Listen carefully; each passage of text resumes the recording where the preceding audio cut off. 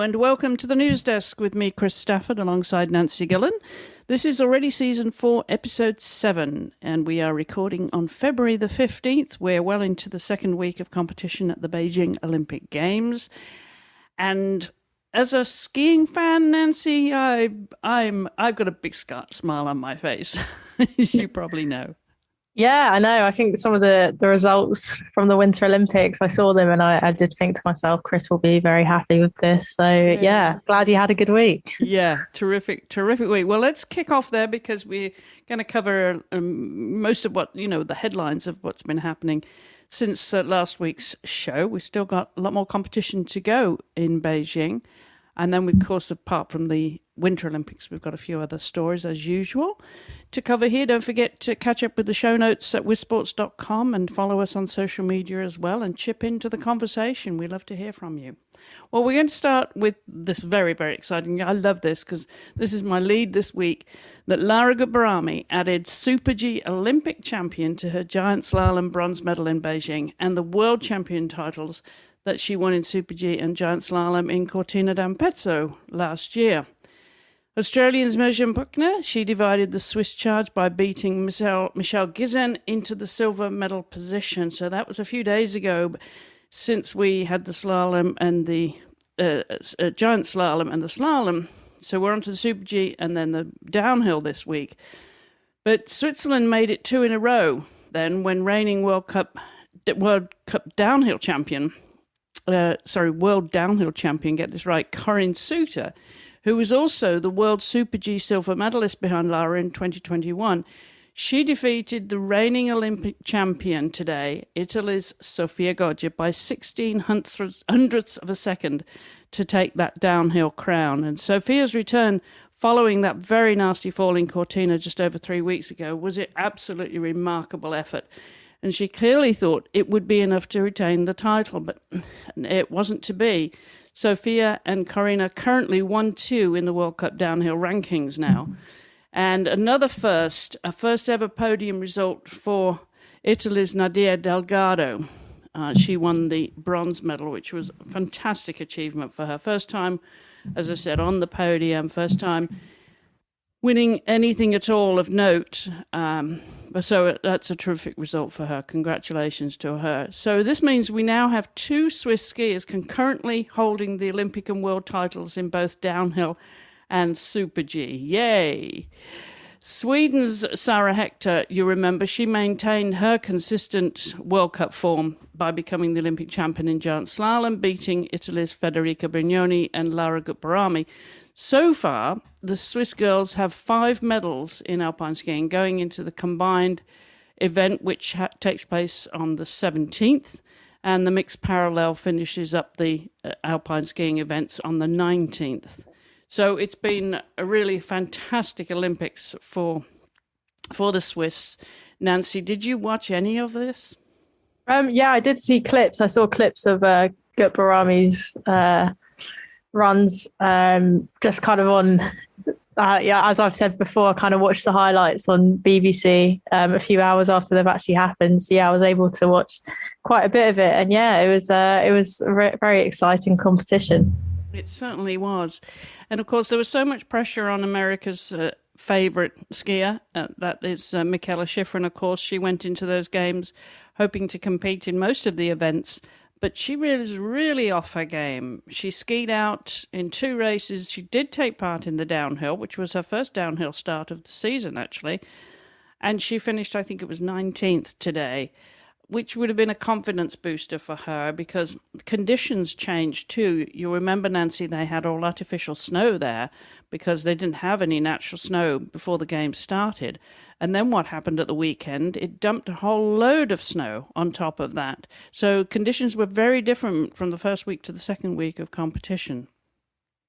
Yeah, it must be kind of quite hard, I think, to adapt. And especially when we were talking last week about how the artificial snow kind of created its own problems. They probably were thinking about how to solve that, and then had a very different service. Very different, yeah.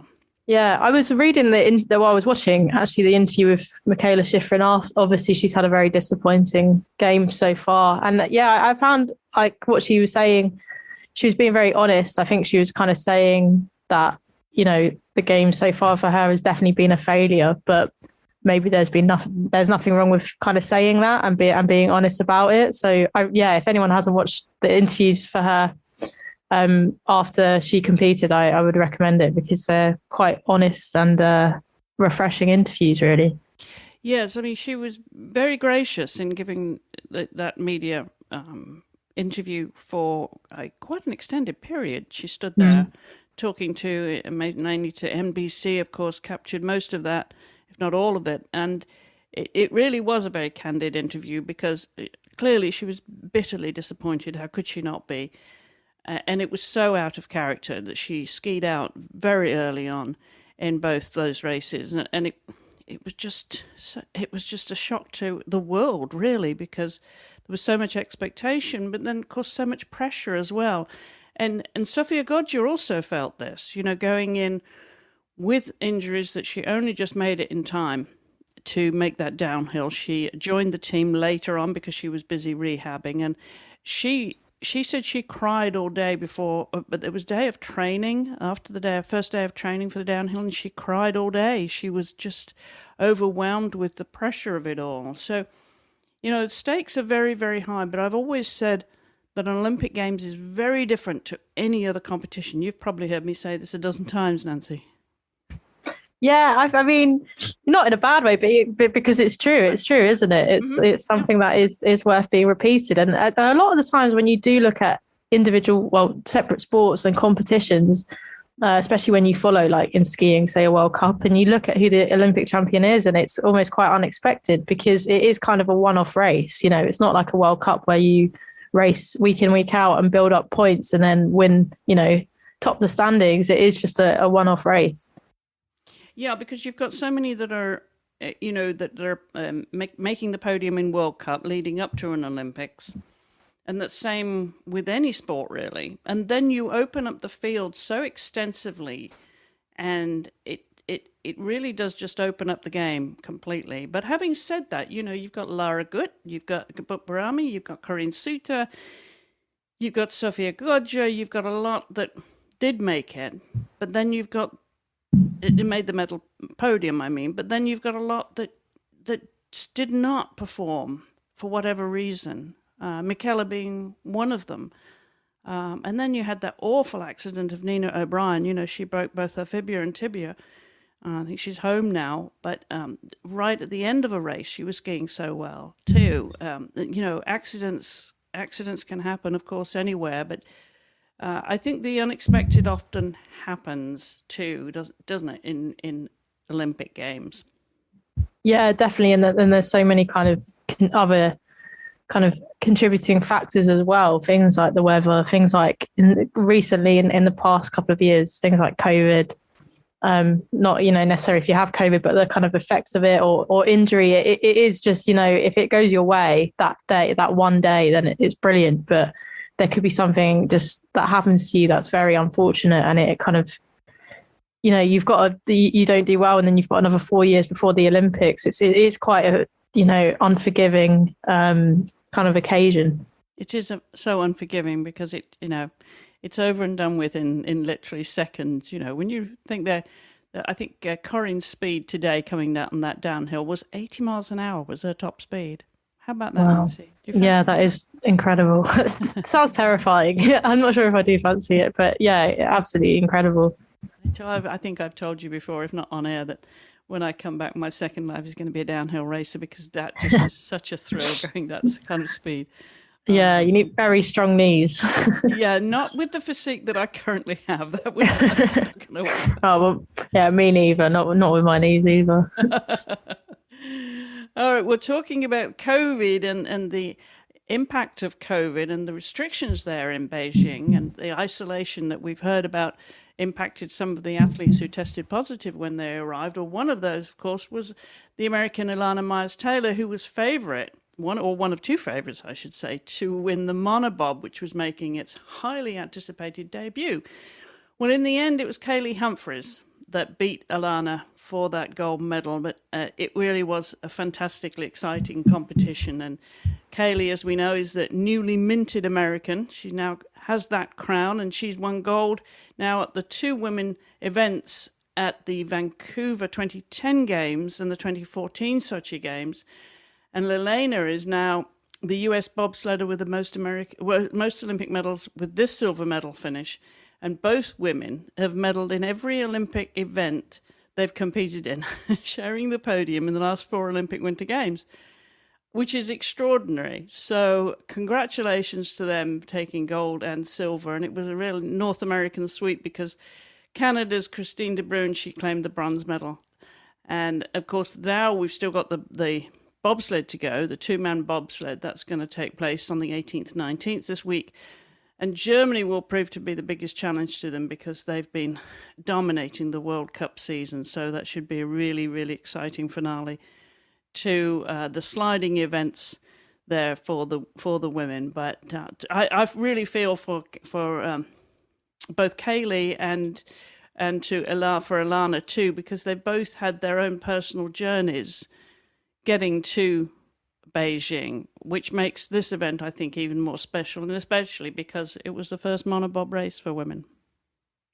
Yeah, it's such a big occasion, isn't it? I think people were really looking forward to seeing how it played out. And I think, both women have such incredible stories as well. Whether that is Maya's Taylor and kind of her journey to the games, and then Humphreys as well with, switching countries. There was such a kind of, either person that won, there was a really kind of strong narrative there. So, really, really good competition. Yeah, congratulations to them.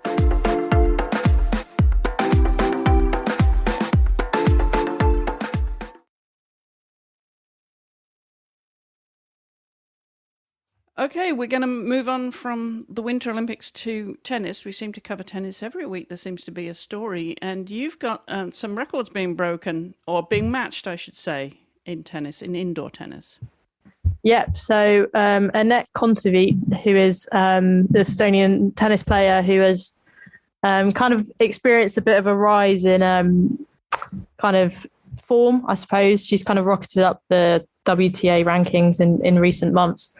She's set quite an impressive streak in indoor tennis matches. So she has now extended her indoor win streak to 20 matches, having triumphed at the St. Petersburg Ladies Trophy last week. This is the first time in over a decade that a tennis player has managed to do this. So Justine Henin was the last to achieve the feat, doing so from 2007 to 2010. And she's also now only the 6th female player to earn at least 20 consecutive indoor wins since 1989, and joins quite a prolific list, which includes Lindsay Davenport, Monica Seles, and Steffi Graf. So, I mean, obviously indoor wins, it's quite a niche kind of streak to have, I think, especially when you consider, the bigger tournaments and the Grand Slams, they are all outdoor. So kind of, having a good form indoor is good, but it might not win you the big titles. But I think, Kontaveit, like I said, has kind of risen up the world rankings in the past few months. And she's also, I think it's also something like she's won the past she's won 4 consecutive indoor titles and 5. She's won 6 WTA titles in total, 5 of which have come in the last 7 months. So I think that just demonstrates how informed she is at the moment. So I think for her, she'd just be hoping to kind of translate that success into some of the bigger tournaments and the Grand Slams. And when she won there at St. Petersburg, she beat one of your favourite players, Maria Sakkari. Yeah, Maria Sakkari, the Greek player. The Greek player. And I mean, they're pretty. I think that was. Sakkari was definitely, I think, the favourite as the top seed, but I think Kontaveit was the second seed. So they're quite, nicely matched there, I think. So I don't think it was too much of an upset. But a lot of really kind of exciting players on the WTA tour at the moment. Yeah, when you said about the others that have broken records, so she's in indoors, she's in really, really good company. Monica Seles, I think, as you mentioned, Justine Henin and Steffi. Jana Novotná was another one, as well as Lindsay Davenport. So tremendous running streak there. They're in a club of their own, aren't they, really? Yeah, they are. I mean, yeah, you'd be pretty happy being on that list, I think. It's a sign that she's capable of great things, definitely. Yeah, good for her. Well, congratulations. We're going to move on to a sport that really is. Well, last season we seem to be talking about it every week with the W Series, Nancy, and that's motor racing. And women are breaking barriers there. You've got some terrific news to come out of that extreme E-season class. Explain what that is. Yeah, so it's kind of a different. It's quite kind of hard to explain, but it's basically like a different, a discipline of motorsport.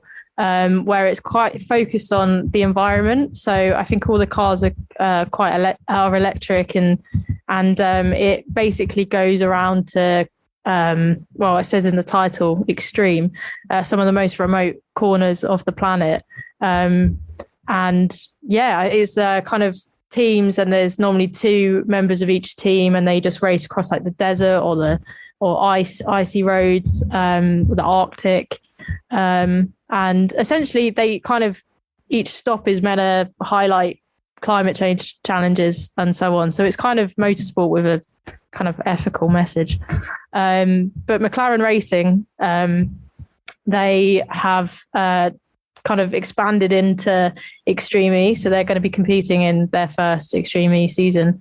And they've picked so there are female drivers in Extreme E. People like Jamie Chadwick compete in it, but McLaren have picked their first ever female driver, Emma Gilmore, to compete for them. So she's going to be part of that competition.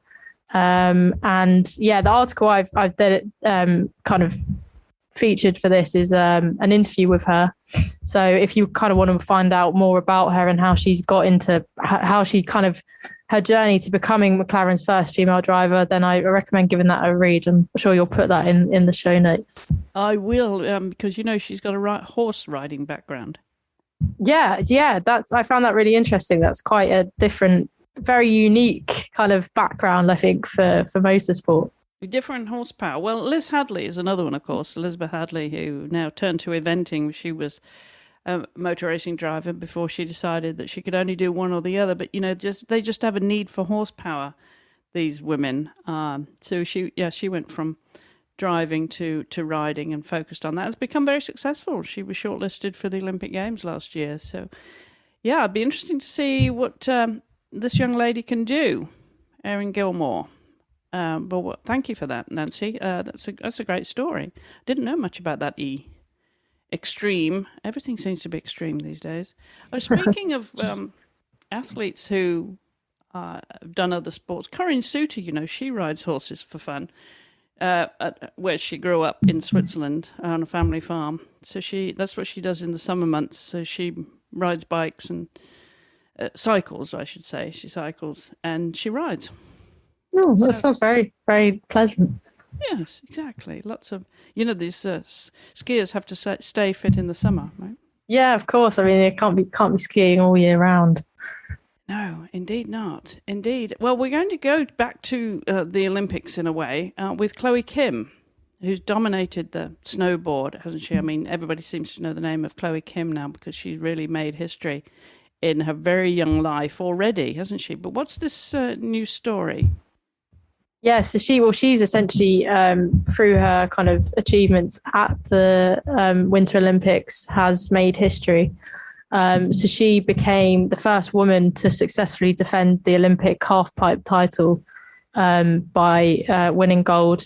And I think it's the only other person that's done it, and obviously a male athlete, is Shaun White, the snowboarding legend. So again, I think that just shows kind of what an achievement that is, that only a snowboarding legend has done it previously. And I think as well, when I was watching the highlights, but I think the people that were commentating on it were suggesting that she just was untouchable in the final. She, none of her competitors could get anywhere near. There's such a big gulf between her and kind of everyone else in women's snowboarding, or the half pipe at least.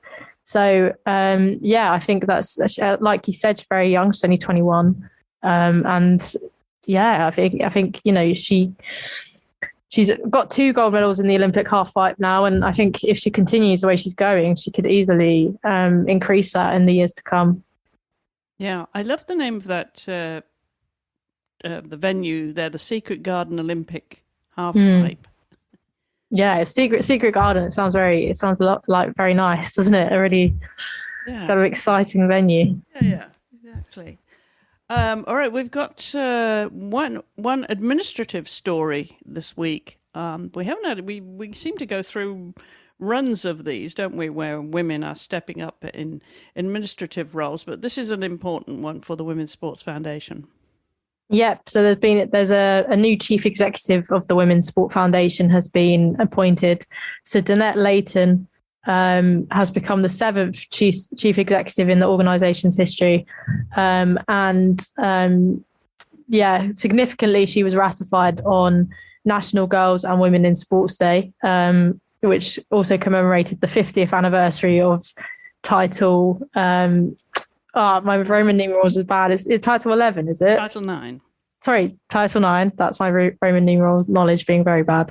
Title 9, which essentially committed to equal funding for males and females in the kind of school and collegiate level. So a very kind of significant day to be included. So she's got a lot of experience in sport.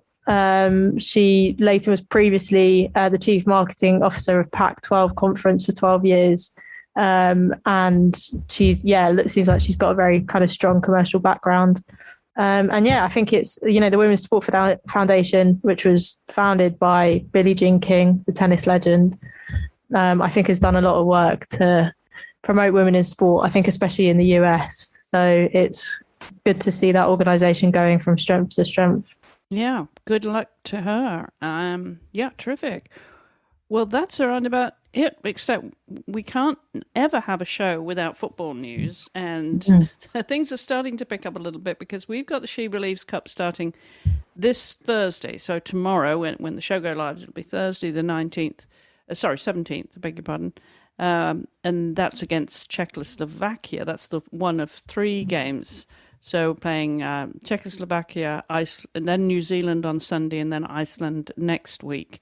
And you've got the equivalent because you're not part of this She Believes Cup anymore, are you? You, I mean, being Great Britain, but you've got something that's equivalent to that.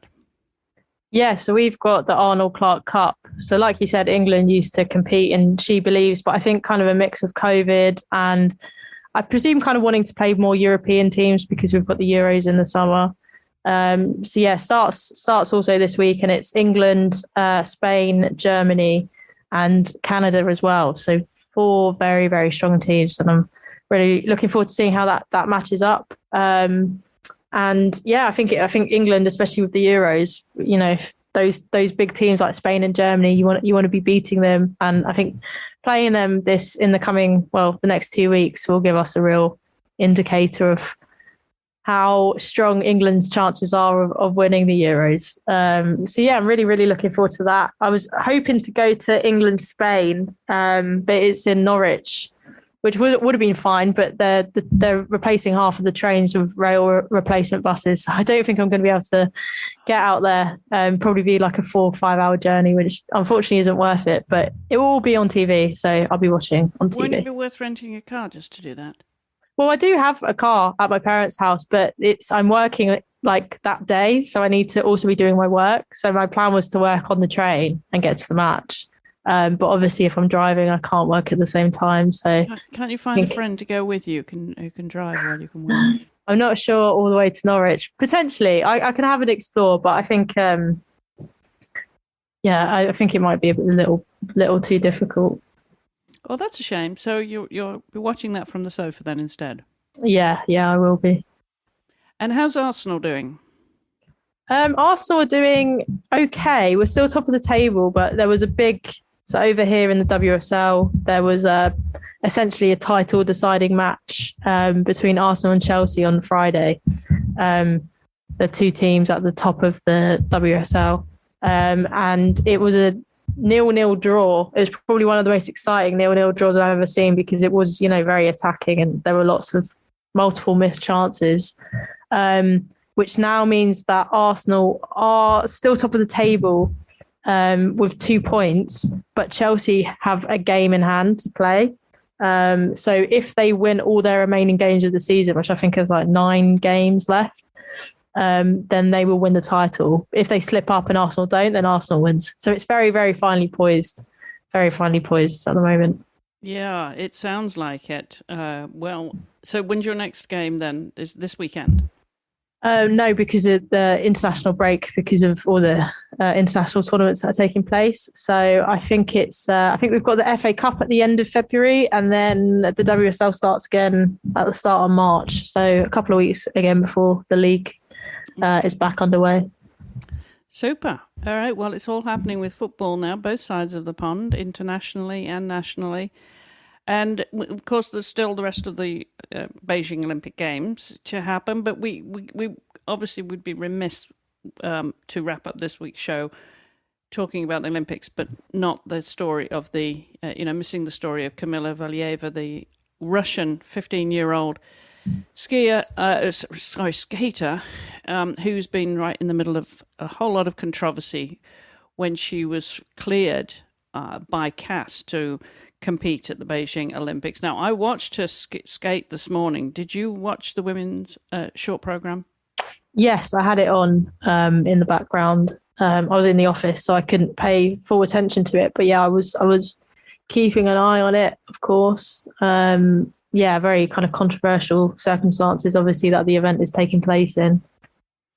Yeah, there was only 2 skaters that scored in the 80s, and she was clearly, deserving on her performance to be in the lead. I think it was 84 point something. A beautiful performance, and many consider her the best skater in the world right now. But the fact that she tested positive in December and the urine test came back in time for the games, she was suspended. And then CAS overturned that and cleared her to compete in Beijing. That, I don't know, just seems farcical. It just seems to totally undermine the Olympic movement, Nancy, doesn't it?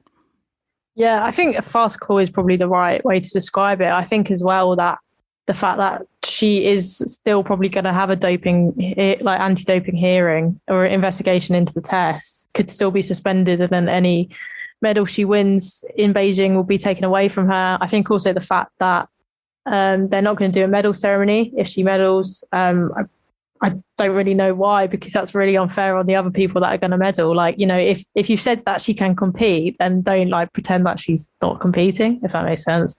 So the whole thing is a massive mess. I think it's also just quite sad as well, because obviously you've got a 15-year-old girl who, regardless, is obviously very naturally talented. I think that's, she's obviously a natural talent, and she's obviously been caught up in this kind of, the history of doping in Russia is extremely well documented, and she's obviously been caught up in this, and it's just a massive shame. And yeah, it's a shame. That is a prohibitive substance, and as you said, there won't be a medal ceremony. It looks like she's going into the free program now, the clear favourite, I would say.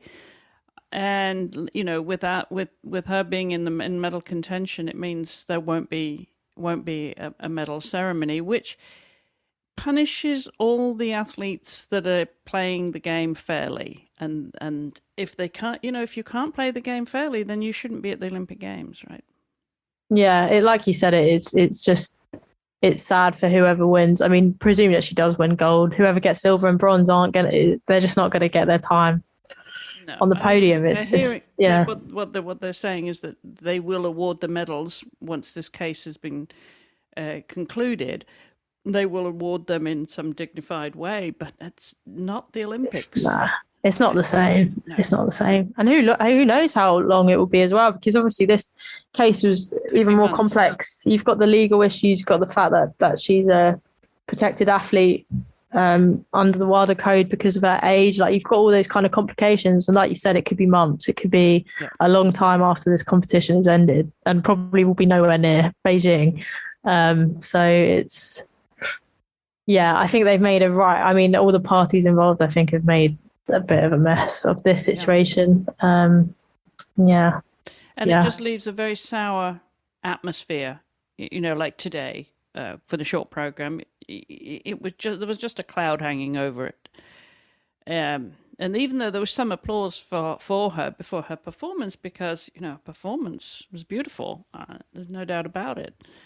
But both the public and the commentators and everyone involved was watching an athlete who had, broken the rules and wasn't playing fair, and to win as well, to win that program and look like she'll be going on to win again. But yeah, we'll follow that story, of course, right here on the news desk here at With Sports. So join us next week. We may have an update for you.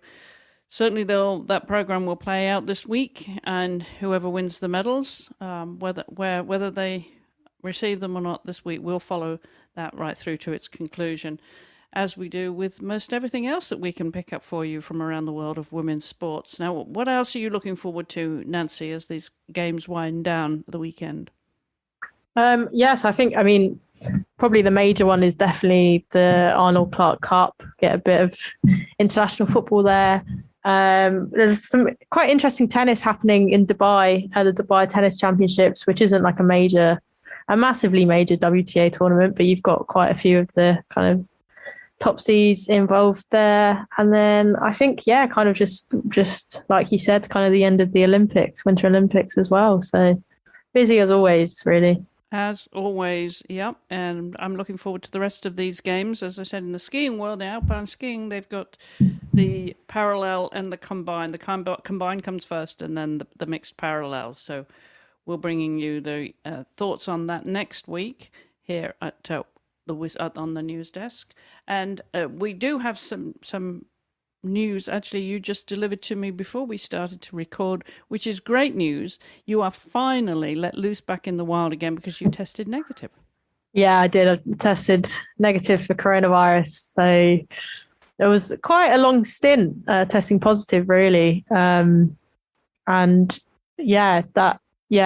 just nice to be able to kind of leave the house again and not be concerned about it. And there's also kind of the weird added bonus that because I've now had COVID, I don't really have to stress too much, at least over the next couple of months, about picking it up again, because I think that is quite unlikely. So very relieved to be negative now. So you're able to go out and run again? Yes, I have been out. That's really nice. And just, as I said as well, been in the office today and just being able to go and live like a normal person, going on my runs and all of that is really great. Terrific. Well, good news from Middleburg, Virginia, is that I actually got out on my bike this past week twice. Nice. Not once, but twice. And both times in my bike shorts, Nancy, which was a bit of a mistake. I was going to say, I was going to say, I'm very jealous if it's warm enough over there to go out in shorts.